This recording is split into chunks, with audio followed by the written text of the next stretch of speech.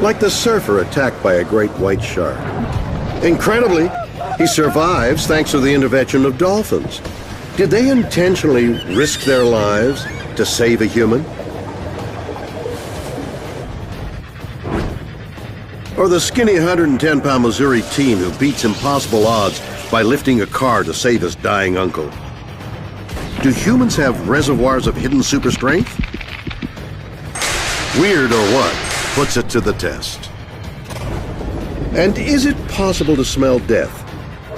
Across America, domestic pets are becoming harbingers of doom, accurately predicting when someone will die. Is that weird or what? Yep. It's a weird world. And I love it.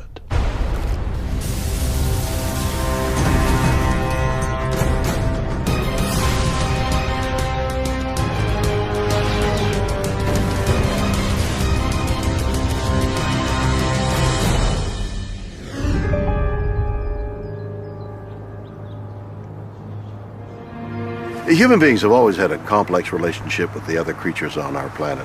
Now, there are some out there that we avoid for good reason, like lions and tigers and bears and wild women, but some we have a special connection with. Take, for example, dogs.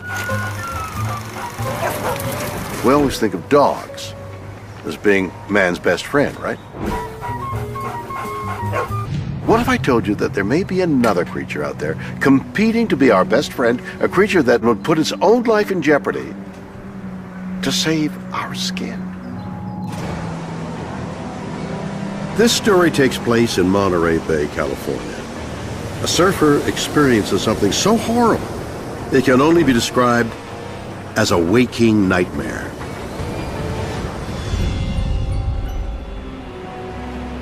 On August 27, 2007, Todd Endress and Zane Hawley decide to catch some waves.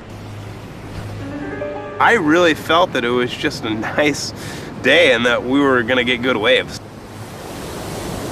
We paddled out together, and it was just me and Todd, and we were kind of laughing.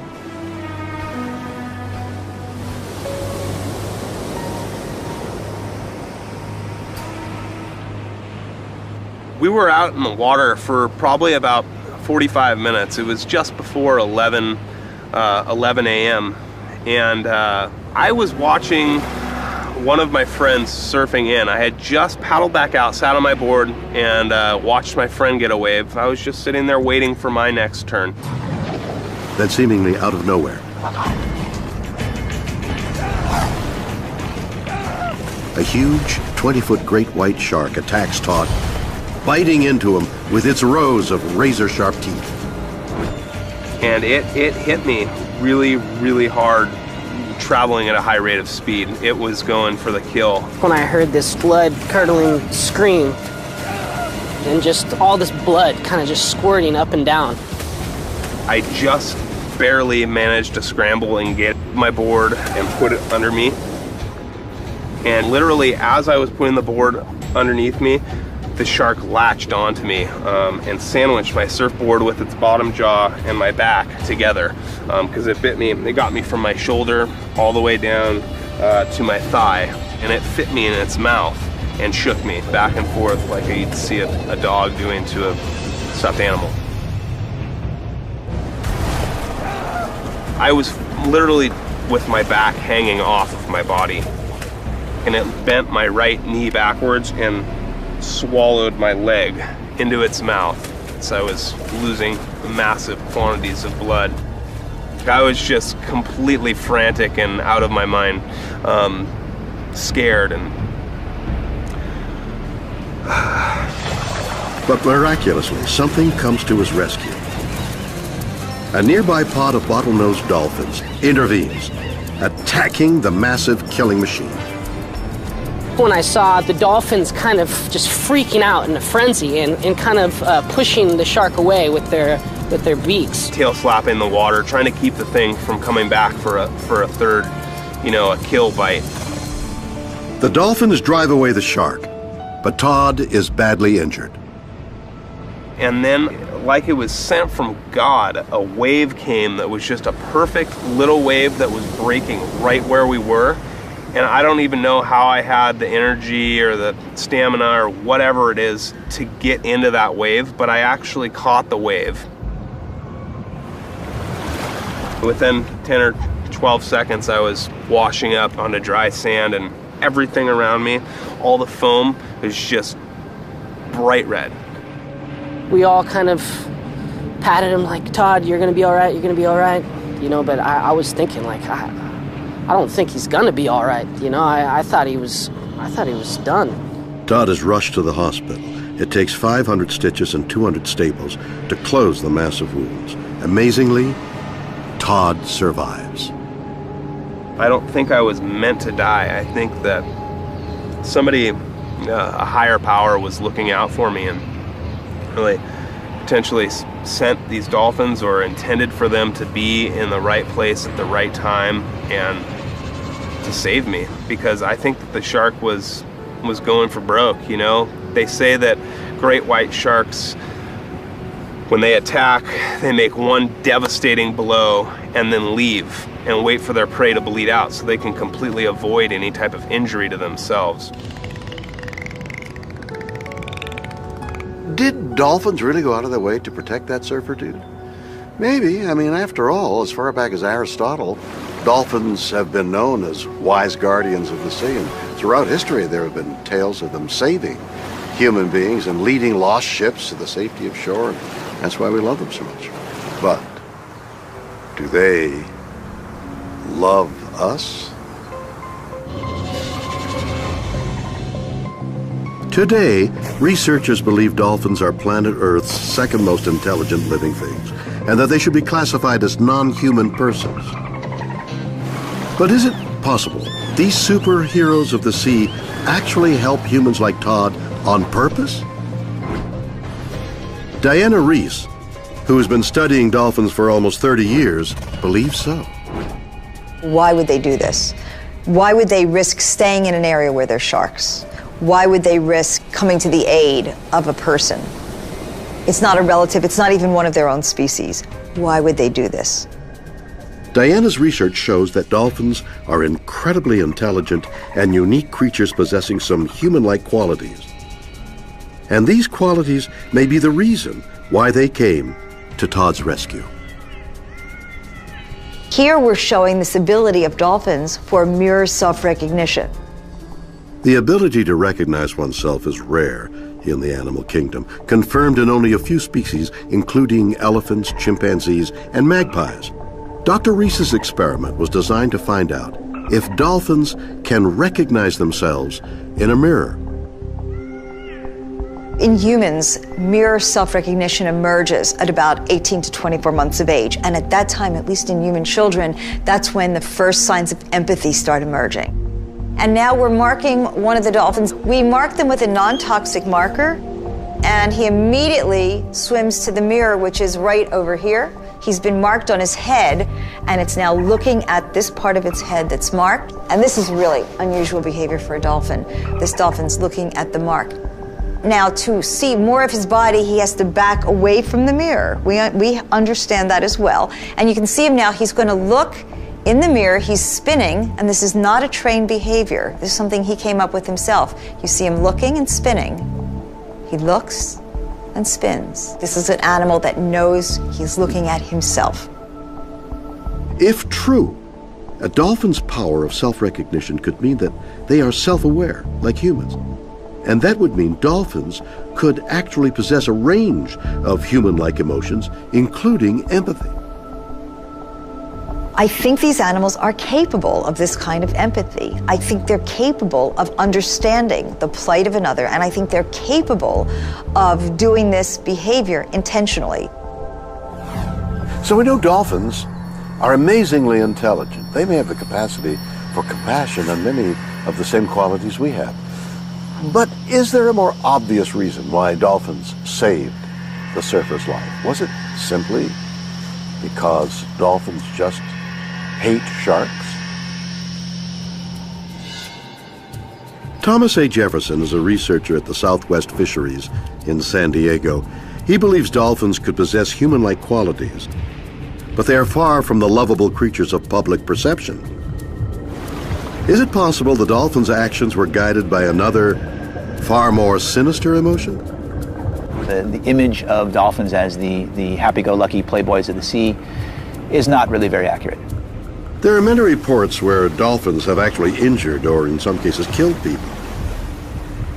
In 1994 in Sao Paulo, Brazil, a bottlenose dolphin acted in self-defense to ram and kill a drunken man who tried to thrust a stick into his blowhole.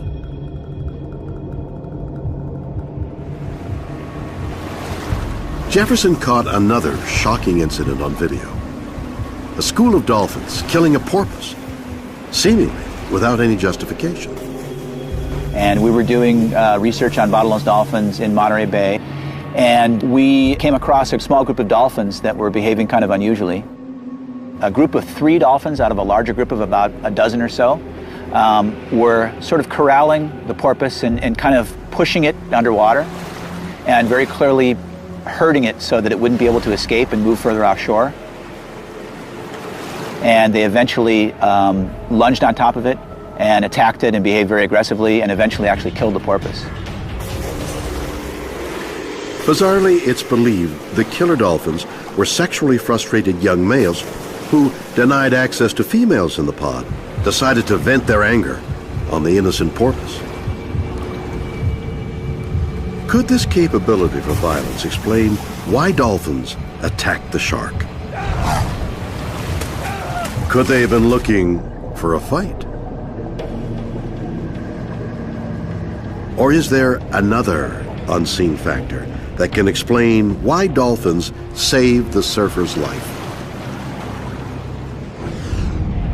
Dr. Daniele Maldini is the founder of Okeanos, a dolphin research group that had a boat out on the water when Todd was attacked. She believes there's a more logical explanation for what happened. On August 28, 2007, our boat was out in the bay to find dolphins and follow them and do our normal routine survey, taking pictures of the animals to assess what was going on that day. Their observations revealed that there were young among the dolphin pod, and it was to protect them that Maldini believes the dolphins attacked the great white shark. The shark would have been a danger to their calves. Sharks are natural predators of dolphins, and so you would imagine that they would have reacted that way whether Todd was there or not. But Todd will always believe they saved him out of compassion. The dolphins were actually going out of their way to protect me. That is absolutely without a doubt what happened. They formed like a protective wall between me and the shark, and it was a conscious decision. So whether this was a conscious act of empathy by creatures that cared whether Todd lived or died, or simply instinctual behavior by wild animals, remains weird or what?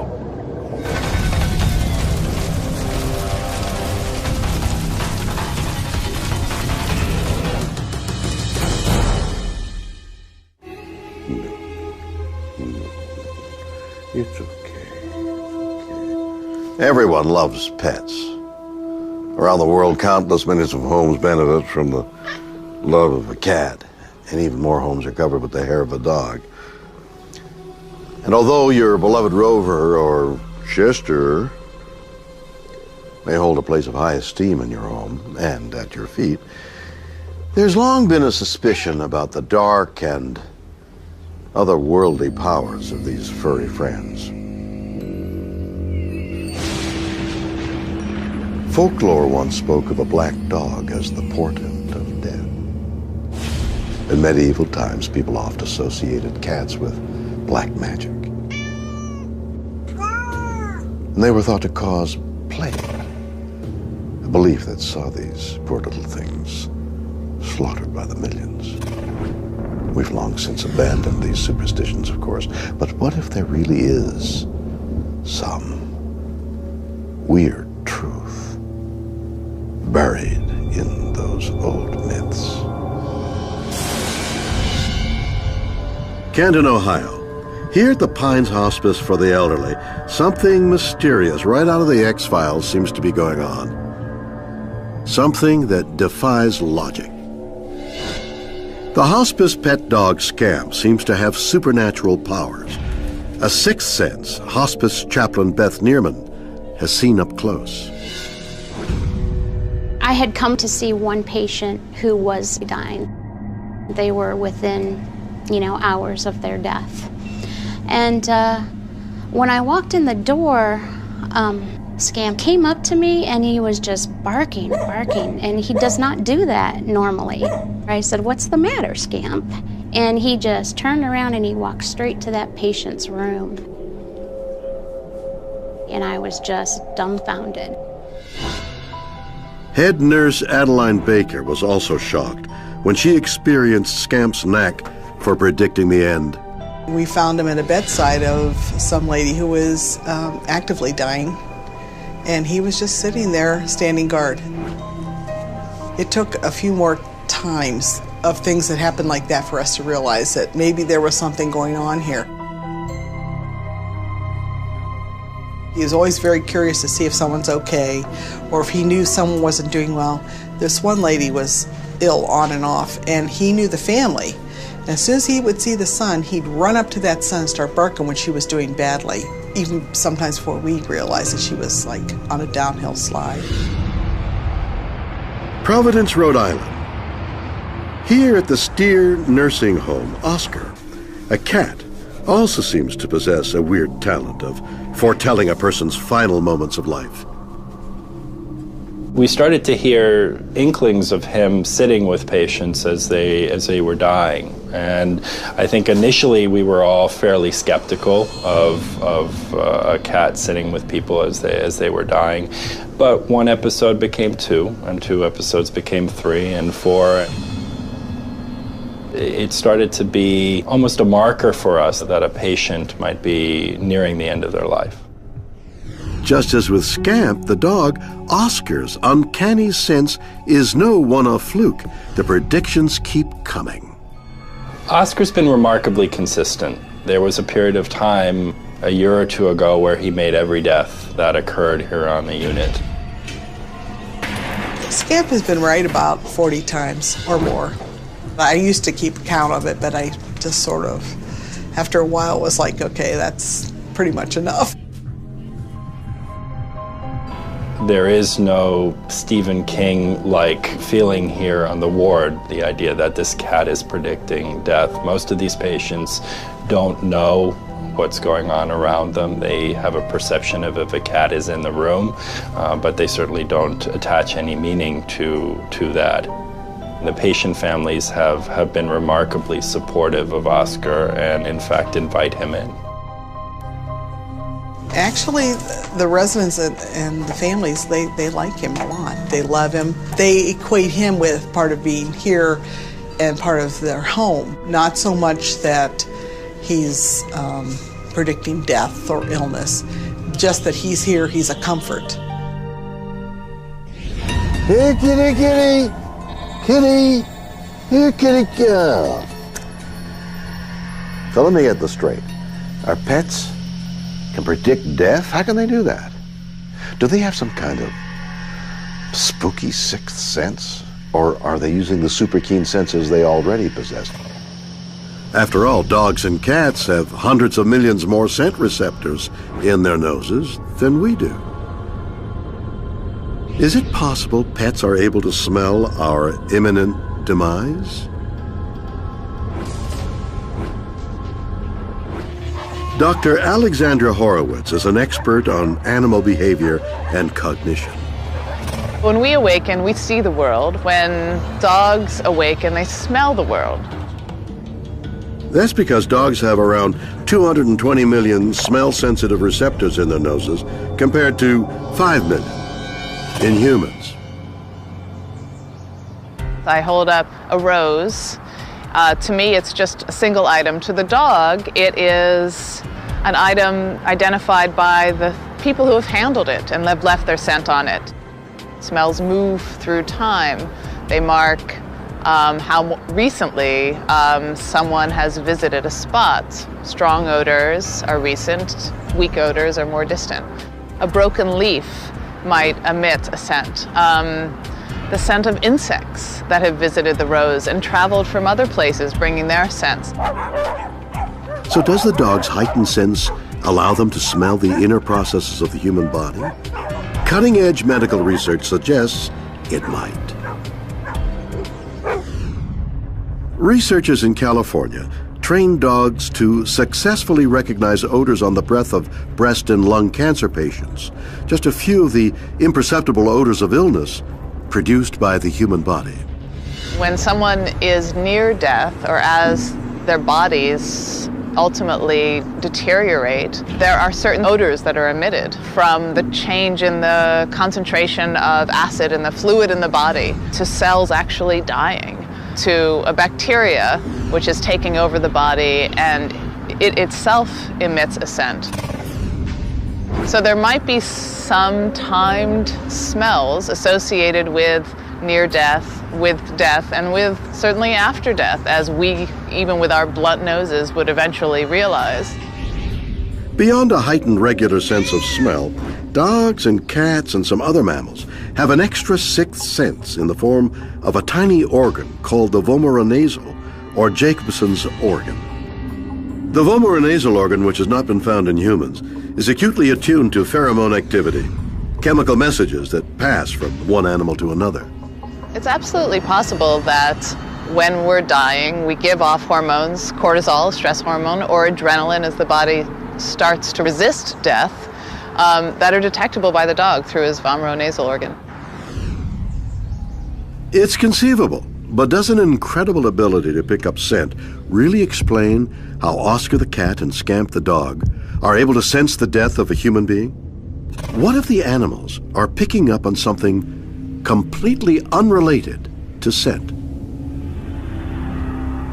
Could we humans be unwittingly talking to animals, giving away telltale clues as to our physical or mental well-being by using a means of nonverbal communication science is only beginning to understand? Toronto, Canada. A dog named Boston has been trained to respond to the epileptic seizures of his handler, Andy Brooks. But something weird is happening. It seems that Boston has developed the ability to sense Andy's seizures up to 40 minutes before they even happen.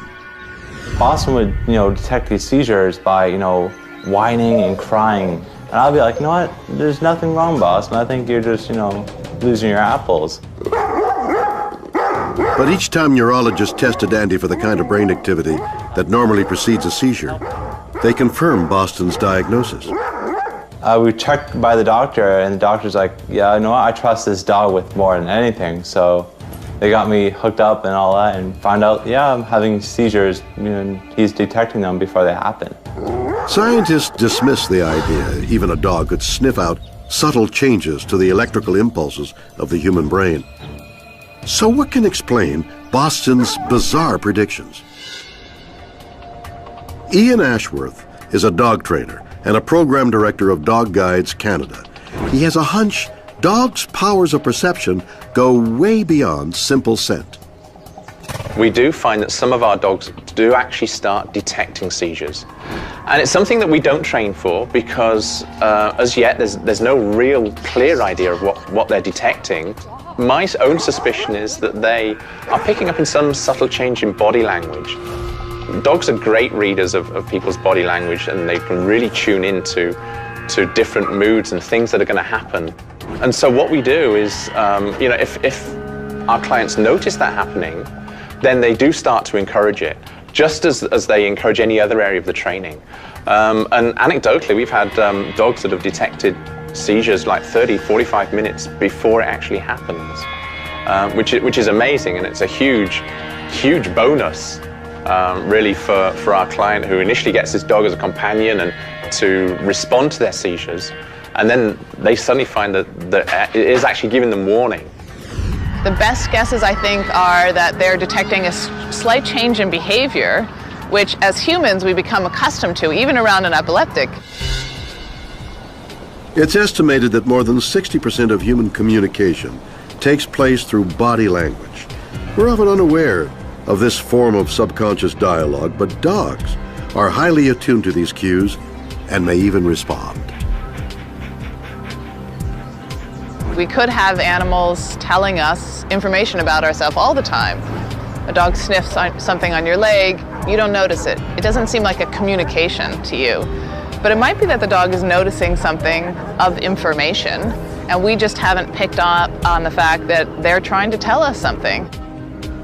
You don't need to have the dog intending to tell us something about our leg or intending to tell the person something about epilepsy, but they notice it. So could pets like Scamp and Oscar really have the ability to pick up unconscious signals from their owners? It seems plausible. But before we make up our minds, let's consider another theory, something a little more esoteric. Now, when it comes to understanding cats, perhaps there's a more suitable expert of our feline friends than doctors and scientists. Witches have long been known for their special relationship with cats, known as familiars in witching lingo. Can a witch brew up some answers for us?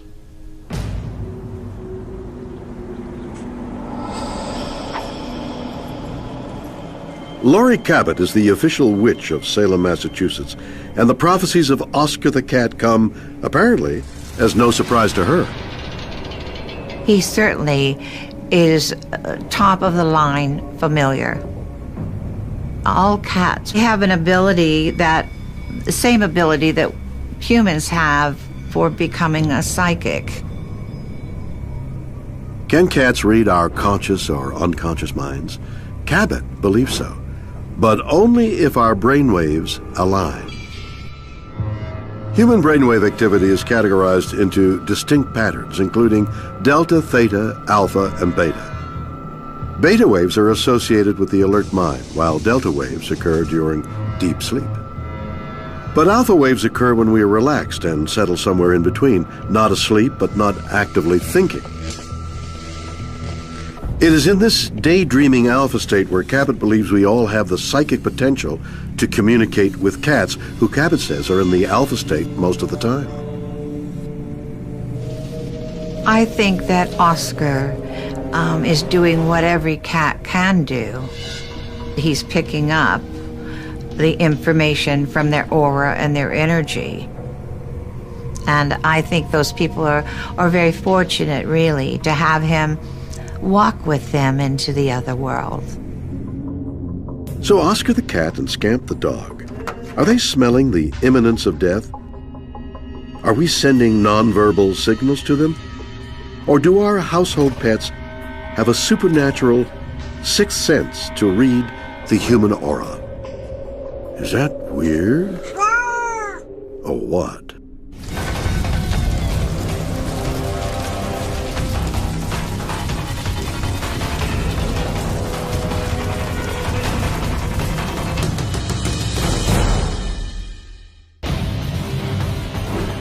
A skinny 110-pound Missouri teen beats impossible odds by lifting a car to save his dying uncle. Do humans have reservoirs of hidden strength? Weird or what? Puts it to the test. You know what I love about comic books? They're just pure fantasy and utter escapism. I mean, take the Hulk. Here's a regular guy who involuntarily transforms into an unthinking super being, capable of incredible feats of strength when faced with moments of extreme stress. It could never happen in the real world, right? St. Louis, Missouri, 2005. Jim McLean is under his El Camino preparing to replace a starter motor when the jack that's holding the car off the ground malfunctions. Took the old starter out, putting the new starter in, and I gave it one last crank. I seen it come out, it was coming down. Then it just collapsed right on my chest. Trapped under the car, Jim has several broken ribs, but worse, with his lungs compressed, he can barely breathe. Help! And when I yelled help, it just crushed me more. I was dying. I mean, I knew I was dying. And I'm going, God, don't let me die like this. Jim's scream is heard by his nephew, Jack McLean, then just 14 years old. There I heard someone yelling help. Then as soon as I saw that it was coming from my uncle who was under the car, then that's when I freaked out. Jack realizes his Uncle Jim is moments from death, but what Jack doesn't realize is that this crisis is making his body go through an incredible transformation. It was the weirdest feeling. I've never had any feeling like I had when I had heard that. I felt sick, and I ran over there, and that's when I started lifting. With just seconds to spare, Jack attempts the impossible, to lift over 1,000 pounds of weight off his dying uncle. I treated this car as if it weighed 10 pounds. That it had to go up, and he had to get air. I just grabbed right here under this bumper, started pulling. It's a weird feeling, you know, that every inch you go, you can't stop. I was begging him. I mean, really, I was begging him. Inch by inch, Jack lifts the car off his uncle's shattered chest. You have to keep going. You have to find something. You'll use your toe muscles, anything you can find. And I just had to keep going. I couldn't stop. He keeps going, holding the car up long enough for his uncle to struggle free. That's what saved me. When the paramedics got here, they said another 10 seconds, I've been dead. If he didn't have that strength just to lift that frame up a little bit, I'd be dead. It's probably one of the best days I've ever felt, you know, that I saved my uncle. And it's just something I will never forget. Okay, so what do we have? Some guy is getting crushed to death by a car, and then a terrified, scrawny little kid manages to save him and become a real-life comic book hero in the process. Let's think about this for a second. If he's lifting the car at the engine block, even just an inch off the ground, that's around 1,000 pounds. That's unbelievable.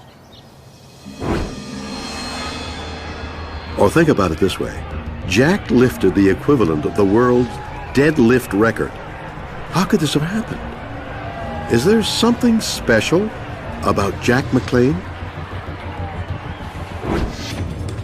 David Sandler is a sports performance expert with over 20 years of experience training pro athletes. Today he's putting Jack McLean through his paces in search of the answers. I meet some of the best athletes in the world, but none of them saved anybody's life. Come on, swing him out. Jack McLean, 14 years old, 110 pounds, just this tiny guy in a total panic situation, lifting a 3,500 pound car, which is probably over 1,000 pounds at the engine. I mean, just an incredible feat of strength. But amazingly, a feat of strength we're all capable of doing. It's estimated that we humans only use a maximum of 65% of our muscles' full capacity in everyday life. This gives good motor control, the ability to do delicate tasks, and it also makes us humans incredibly good at tasks requiring endurance. But what about the other 35%? Sandler's theory is this extra power can be summoned by unleashing an explosive phenomenon he calls hysterical strength. Hysterical strength is basically the ability to call on every muscle in your body to help do some task when you're really in a lot of trouble. You've got maximal muscle recruitment and you create an unbelievable amount of power and force and overcome the impossible. Within seconds of sensing danger, our brain sends a signal for our body to switch into an emergency state known as fight or flight. Adrenal glands start pumping out hormones designed to kick our vital organs into action. Our pupils dilate, making vision sharper. The heart races, blood pressure skyrockets. The liver releases glucose for quick fuel. Breathing speeds up, infusing the body with oxygen, while blood is diverted away from the skin into the muscles in preparation for an almighty blast of emergency hysterical strength. Fear forces you to recruit muscle, fear forces you to produce force, and fear forces you to fight. To test the hysterical strength theory, Sandler has devised an experiment using biofeedback software. Over this way, we have rigged a bench press device to help us gather some information. Jack has no idea that Sandler is planning to surprise and scare him in an attempt to trigger a genuine hysterical strength fear response. In the meantime, I have a question. If I understand this correctly, this theory states that my body has the ability to coordinate all the fibers in my body's 640 muscles to work together and fire at the same time at a super high frequency to tap 100% of my potential and produce uncanny levels of strength. So why can't I open this jar? What I mean is, why can we only access this dormant power in moments of extreme fear? Why not whenever we want?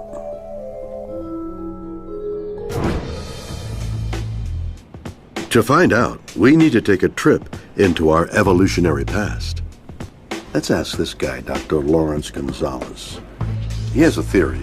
We can't all be Superman all the time because we think too much. To him, a hormone-fueled physiological response is just part of the answer. The real explanation for such feats of strength is in how our brain rationalizes the extreme. If someone you love is pinned under a car, you might rush out and lift the car up without stopping to think that you can't lift a car. And the stopping to think is the key to this, because if you stop to think, you aren't that strong. All this thinking involves an area of the brain called the neocortex. The neocortex covers the outer layer of our brain and plays a critical role in controlling consciousness, language, reason, and logic, key characteristics that make us human. But according to Gonzalez, the neocortex also acts like an automobile governor, causing us to think twice, keeping our primal emotions in check. This overthinking makes us weaker, unable to tap into our full strength potential, a theory proven, Gonzalez believes, by the physical prowess of chimps. That is, the mechanics of their joints, the makeup of their muscles, their chemistry, all of that is pretty much the same as ours. They're simply able to take full advantage of it all the time. Even an average chimpanzee can lift more, jump higher than an elite human athlete. One reason for that, according to Gonzalez, is because they have a far smaller and less developed neocortex. So, unlike us, the emotional instincts of chimps are far more unrestrained. They act without thinking and can summon 100% of their muscle capacity in everyday moments. So, did Jack McClane manage to avoid thinking and override his neocortex? I didn't even waste time to think about, can I do it? I had to do it. Well, maybe he did. Okay, so science has a few neat theories to explain how we might react to these extreme situations. But does science have all the answers? Take the great explorer Sir Ernest Shackleton in 1908, a hero of mine. He and 3 companions survived walking for weeks, half-starved, across the frozen Antarctic wastes with a ration of just 1 biscuit a day. To what did he attribute his survival? Increased physiological response leading to greater endurance? No. To Shackleton, it was down to the reassuring presence of angels urging him on. So, could young Jack McClane have had a little help from, elsewhere? They think so. I always wear my cross, and I got Jesus tattooed on my chest. I always had him on my chest for many years. My grandpa, John Jack McClane, wouldn't be surprised if it was my grandpa looking over us. So what's going on? This is John Geiger, an author who has researched many such responses from those who have overcome seemingly impossible physical odds. He refers to it as third man factor. The third man factor is a sense that an unseen being, a presence, has intervened on your side in life and death struggles. It's hard to comprehend how one wiry teenager could do something that on a normal day probably 20 men could not do. It is hard to use any word other than miracle to describe that situation. Geiger can't prove this theory. But sports performance expert David Sandler thinks he can provide evidence for a more down-to-earth explanation of Jack McLean's heroic deed. Sandler believes it was down to something he calls hysterical strength, a biological response triggered by fear. To test this, he's brought young Jack to a gym. Getting different readings, Jen? Everything's good? Now, Jack thinks he's doing bench presses so Sandler can collect data on how his muscles operate in normal conditions. In fact, Sandler is preparing a little controlled accident he hopes will terrify Jack's body into action.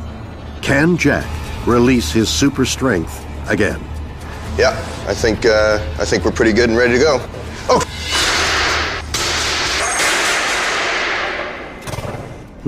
So much for that. Jack looks completely unfazed. But did the stunt provoke a hysterical strength response from his muscles? When the weight started falling, I just figured it was going to fall on me. So I tried to stop it, and then my heart started beating as that fell, so it was kind of scary at first. Let's check the data, starting with Jack's heart rate. He basically shot up to 150, almost 160 beats. 70 beats instantly. With your breathing rate, that jumped up considerably. You hit a 27 breaths per minute, like almost instantly. So again, bam, holy jumping, adrenaline dump, heart rate jump, breathing rate jump. So that's kind of cool. But what's really cool is the muscle activity. So here you are sort of moving along, all right? It's your muscles and you're kind of getting ready and going through. Now watch what happens to your muscle signal as we drop the weight. Oh, there it is. Yeah, see that? Yeah. Yes. Wow. So what happens is when you try to stop it, see how much more muscle activity occurs, okay? So as we're kind of doing this, you're sort of going up and down, we're getting a muscle reading. That was what you were seeing before. We drop the weight, you panic. Yeah. You fire everything you got to try to stop it. The experiment has shown how a shock event can trigger a fear response, calling dormant muscle strength into action. But what happens at the gym will never match that day in 2005 when a skinny 110-pound teenager managed to lift a full-size car off his trapped uncle. Is that weird or what?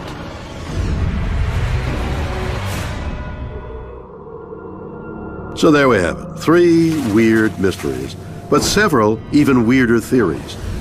A surfer under attack from a great white shark, saved by dolphins. Did they rush to his aid, fueled by human-like compassion or rage? Did the dolphins act on pure instinct?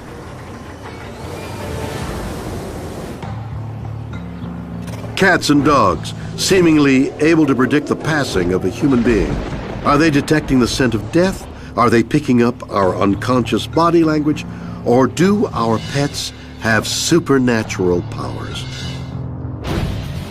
A skinny kid does the seemingly impossible. He lifts a car, saving his uncle from death. Was this extra strength fueled by a fear response? Or did Jack McLean have a guardian angel? You decide. Join me next time for 3 more stories that will undoubtedly be weird or what?